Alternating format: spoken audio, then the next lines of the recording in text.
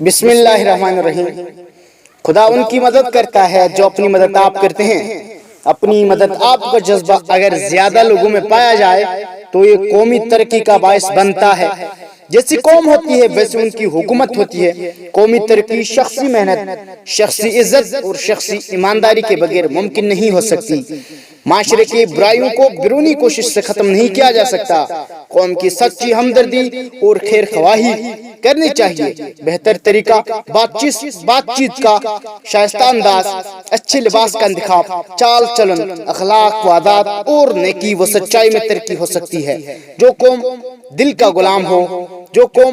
غلام ہو وہ بیرونی طاقت، عمدہ حکومت اور بہتر نظم و نسق سے آزاد نہیں ہو سکتی۔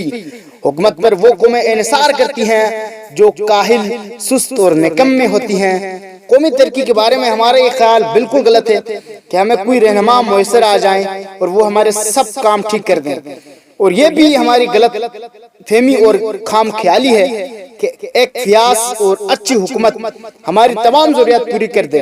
اس کا مطلب یہ ہوا ہم ہاتھ پر ہاتھ دھوئے بیٹھے رہیں گے اور حکومت ہمارے تمام کاموں کو درست کرے گا۔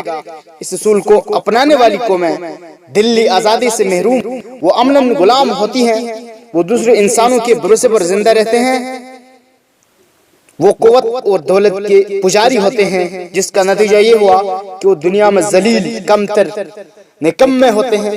دنیا میں ایسے لوگوں کی کوئی عزت نہیں ہوتی۔ وہ خود غرض لوگ صرف دولت کے پرستش کرتے ہیں اور قومی ترقی کی طرف توجہ نہیں دیتے ہیں۔ قومی ترقی شخصی محنت، شخصی عزت، شخصی ایمانداری اور شخصی ہمدردی کا نام ہے۔ جو قومیں اپنی ضروریات اور مسائل کے حل کے لیے حکومتوں کو ذمہ دار سمجھتی ہیں وہ کبھی بھی ترقی نہیں کر سکتے۔ بظاہر آزاد ہیں لیکن دلی طور پر غلام ہوتے ہیں۔